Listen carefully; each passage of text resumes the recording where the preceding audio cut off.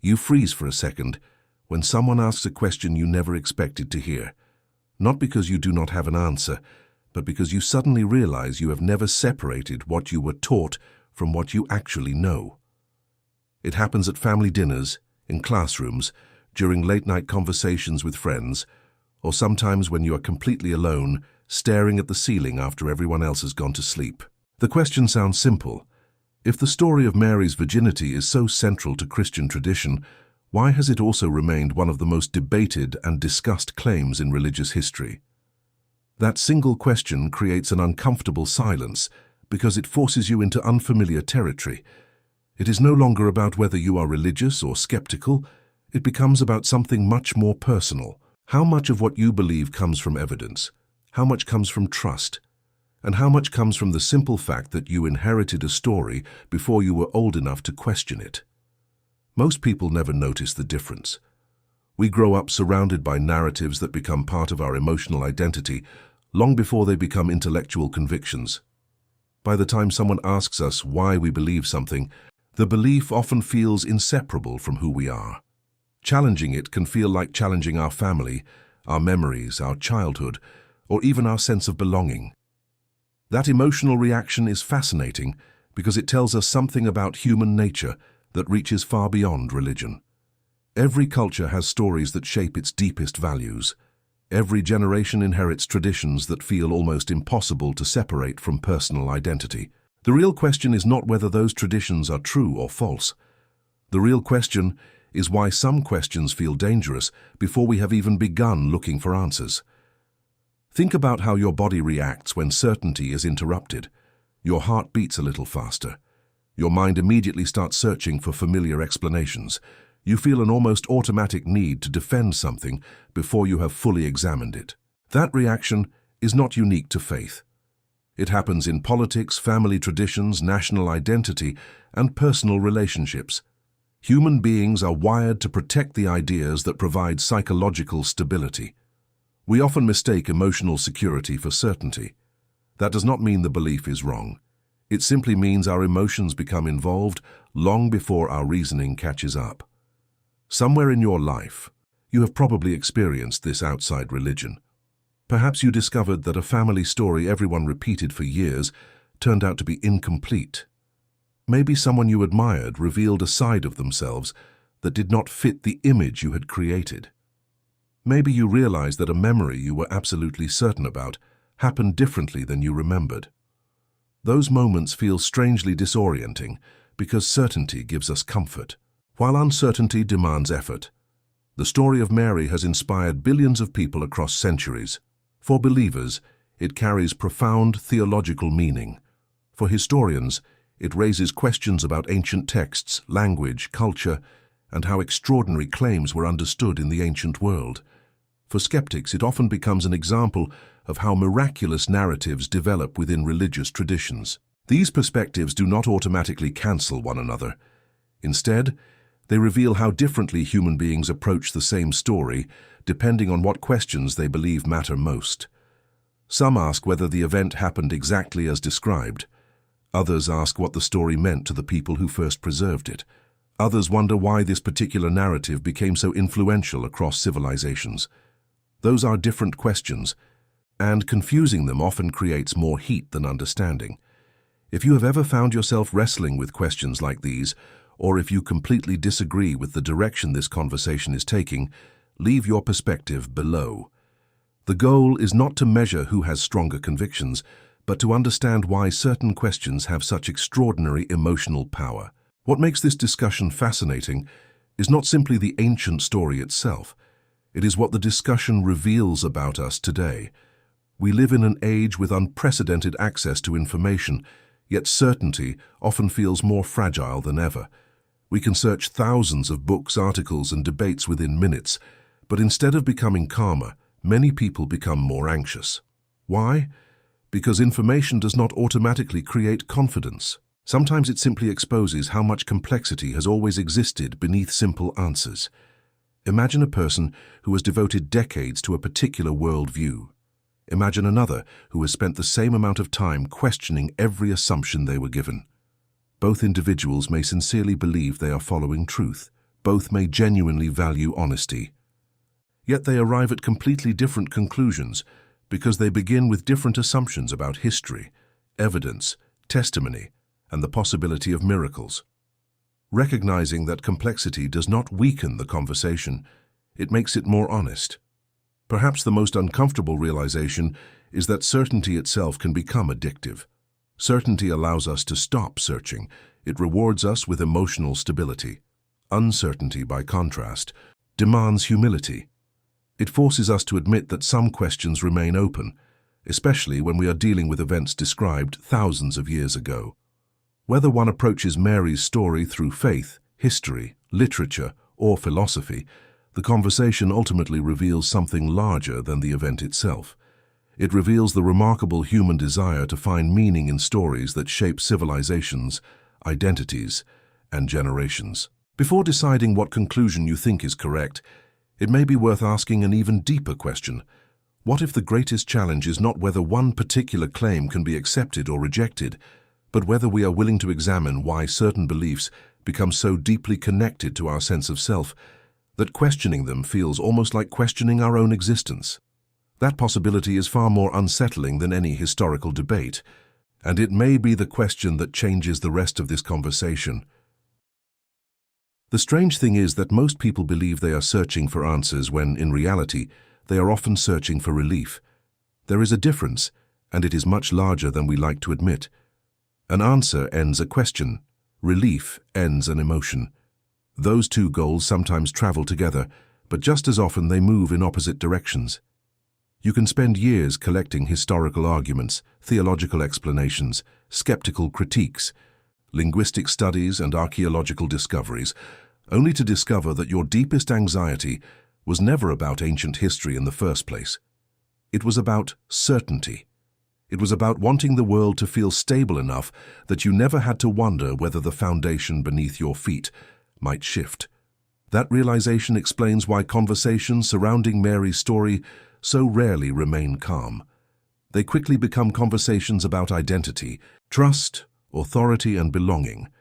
Someone asks a historical question, but another person hears a challenge to everything that has given their life meaning. Someone presents an alternative interpretation, while another experiences it as a personal attack, even when no insult was intended. The emotional temperature rises because the conversation has quietly stopped being about an ancient narrative. It has become about who we are, if the stories that shaped us are examined from a different angle. That reaction is not unique to Christianity. It appears in nearly every tradition, ideology, and worldview throughout history. Human beings instinctively protect the narratives that help them make sense of suffering, love, morality, hope, and death. Imagine discovering that a story your grandparents told you throughout childhood may have been simplified over time. Your first instinct is not necessarily curiosity, it is resistance. You want the familiar version back because familiarity creates emotional safety. Yet maturity often begins the moment we become capable of sitting inside uncertainty without immediately trying to escape it.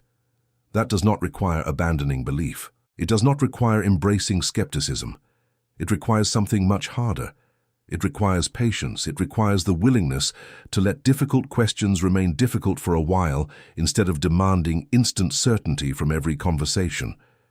Throughout history, thoughtful believers have reflected deeply on these questions, not because they wanted to destroy faith, but because they believed faith should be able to withstand honest examination. Likewise, many thoughtful skeptics have acknowledged that religious narratives cannot always be evaluated using exactly the same tools we apply to ordinary historical events, because those narratives often carry symbolic, theological, and existential dimensions alongside historical claims. Whether one ultimately agrees with those perspectives or not, recognizing their existence changes the conversation. Suddenly, the debate becomes less about defeating an opponent and more about understanding why intelligent people can sincerely disagree despite examining many of the same sources. That realization can be frustrating because our minds naturally crave simple endings. We like heroes and villains. We prefer one side to be obviously correct and the other obviously mistaken. Reality rarely cooperates. History is usually incomplete. Ancient texts often leave unanswered questions. Languages evolve. Cultural assumptions disappear. Contexts become difficult to reconstruct with complete confidence. Every generation therefore reads the past through its own concerns, fears, and expectations. This does not mean every interpretation is equally persuasive, but it does mean humility becomes an essential companion to conviction. There is another uncomfortable possibility that deserves attention. Sometimes the questions we ask about ancient figures reveal more about ourselves than about the people we are studying. Consider why the subject of Mary's virginity continues to generate intense discussion after centuries of scholarship, debate, devotion, and criticism. Why does this particular topic remain emotionally charged, while countless other historical details fade into obscurity? Perhaps because it touches themes that remain deeply human today. Purity, identity, parenthood, trust, the possibility of divine action, the relationship between biology and mystery, the tension between what can be observed and what can only be believed. These themes refuse to disappear because they belong not only to one religion, but to the broader human search for meaning. Think about the last time you desperately wanted an explanation for something painful in your own life. Perhaps a relationship ended without closure. Perhaps someone you loved made a decision you could never fully understand. Perhaps you experienced a loss that no amount of logic could make acceptable. In those moments, facts alone rarely satisfy the heart. We search for stories because stories organize chaos into something we can emotionally survive. That is one reason narratives have always held extraordinary power. They shape memory, values, and purpose in ways that isolated facts rarely accomplish. Recognizing that psychological reality does not settle historical questions, but it helps explain why stories become central to civilizations. If you have ever realized that a question about history slowly became a question about yourself, write your perspective below. There is something remarkable about noticing that transition, because once you see it, many arguments begin to look different. You stop asking only whether people are correct. You begin asking what emotional need their certainty might be protecting. That question applies equally to believers, skeptics, and everyone in between. Perhaps the deepest challenge is not learning to question others. Perhaps it is learning to question ourselves with the same honesty we expect from everyone else. Can we admit that confirmation bias affects us too? Can we acknowledge that we naturally gravitate toward evidence supporting conclusions we already prefer? Can we recognize that fear sometimes disguises itself as confidence? Those questions are uncomfortable, precisely because they remove the illusion that only the other side struggles with bias. Every human mind does. The difference lies in whether we are willing to recognize it. As this conversation continues, another possibility begins to emerge.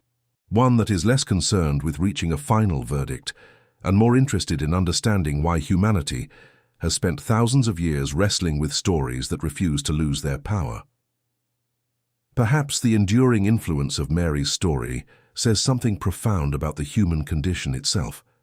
Not because everyone agrees about every detail, but because the story continues to provoke reflection about hope, vulnerability, expectation, and the search for meaning in a world where certainty often remains just beyond our reach. And the more closely we examine that possibility, the more we may discover that the most revealing part of this discussion is not what it tells us about the past, but what it quietly exposes about the way every one of us constructs belief, doubt, and identity in the present. Perhaps the most surprising discovery is that the question you believed was about Mary has slowly become a question about yourself. Somewhere along the way, the historical debate faded into the background and something far more personal emerged. How do you decide what deserves your trust? How do you respond when certainty meets uncertainty? What happens inside your mind when two intelligent people, both acting in good faith, examine the same historical material and arrive at completely different conclusions? Those questions have no easy answers because they reach beyond any single religious tradition. They belong to the broader human experience. Every generation inherits stories that shape its imagination long before it develops the ability to analyze them critically. Those stories become attached to birthdays, holidays, family traditions, childhood memories, songs, places and relationships. They become woven into the emotional fabric of life itself. That is why questioning any deeply rooted narrative can feel unexpectedly painful. It is rarely just an intellectual exercise. It can feel as though an entire landscape of memory begins to shift. Yet there is another possibility that deserves attention.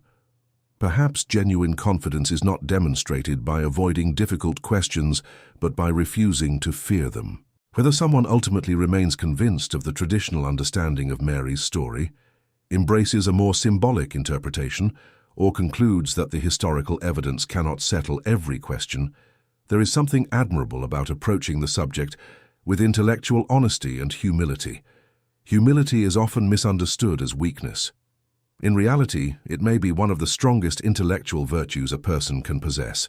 It allows someone to acknowledge the limits of their knowledge without surrendering their curiosity. It creates space for conviction without demanding arrogance. It recognizes that certainty and certainty's appearance are not always the same thing. Human history is filled with examples of ideas once considered unquestionable that were later reconsidered, refined, or understood in richer ways. It is also filled with ideas that survived centuries of criticism because people continued finding them meaningful, compelling, or persuasive. That pattern reminds us that truth is rarely served by refusing conversation. Instead, thoughtful dialogue allows beliefs to be tested, clarified, and better understood. Even disagreement can become valuable when it is motivated by a sincere desire to understand rather than simply to defeat another person. Think about how often people speak past one another during discussions about religion. One participant may be asking historical questions while another is answering theological ones. One may be discussing literary symbolism while another focuses on spiritual meaning. One seeks empirical verification while another speaks about personal transformation. Each person believes they are participating in the same conversation, yet they are often addressing entirely different questions. Recognizing that distinction does not eliminate disagreement, but it can replace frustration with understanding. It reminds us that clarity begins by identifying which question is actually being asked before rushing toward an answer. There is also a deeply human tendency to confuse confidence with completeness. We naturally prefer clean conclusions because they reduce anxiety. Ancient history, however, often resists that desire. Documents are incomplete. Cultural contexts require interpretation. Languages evolve. Evidence accumulates gradually. Historians weigh probabilities rather than absolute certainty. Theologians consider meaning alongside historical claims. Philosophers examine assumptions beneath every argument. None of these approaches is automatically sufficient on its own, yet each contributes something valuable to the larger conversation. That complexity should not discourage us. Instead, it should remind us that reality is often richer than the simplified versions we inherit. There may be moments when you wish the discussion ended with an undeniable conclusion that removed every remaining uncertainty. That desire is understandable.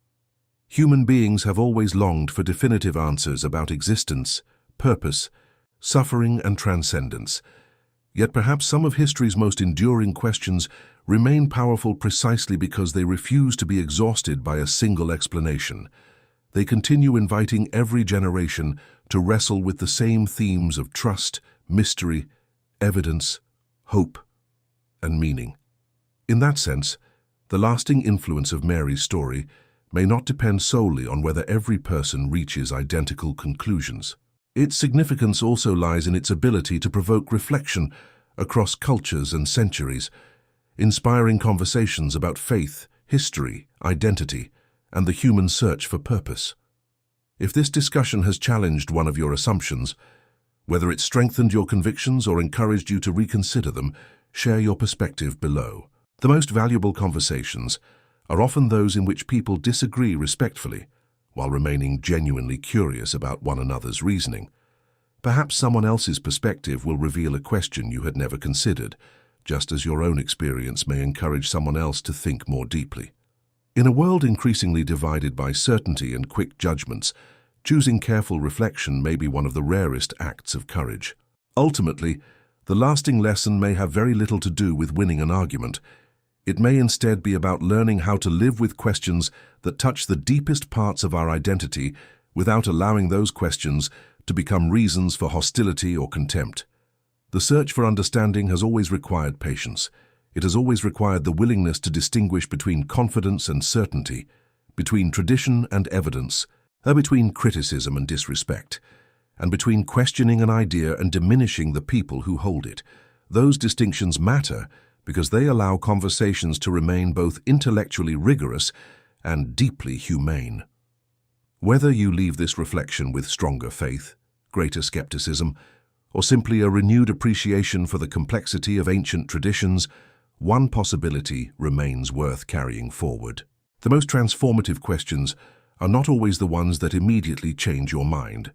Sometimes they simply change the way you listen, the way you examine your own assumptions, and the way you recognize that every person, regardless of their conclusions, is participating in the same timeless human search for truth, meaning, and understanding.